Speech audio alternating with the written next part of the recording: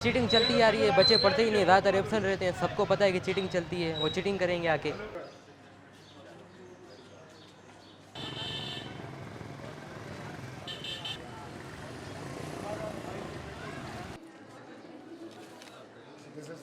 Division से पूरे every day around अ dozen cases आ रहे हैं, राइट। कुछ एग्जामिनेशन सेंटर में कैंडिडेट्स जो हैं बच्चे वो ले आए थे अपने साथ बुक्स वगैरह। तो उसके बाद जब सख्ती हुई है तो things have improved a great deal. असल वजह जो है ना वो है आपका सिलेबस जो है ना आपका लेंदी है, उसको आप थोड़ा सा कम करें। जो दुनिया की लेवल जो आ रही है ना, रिसर्च पे जाए, बच्चे को रिसर्च पे ले जाएं, उसको काम दे दें, उसको आप कोई प्रोजेक्ट दे दें, भाई ये बना कर लाना है आपने।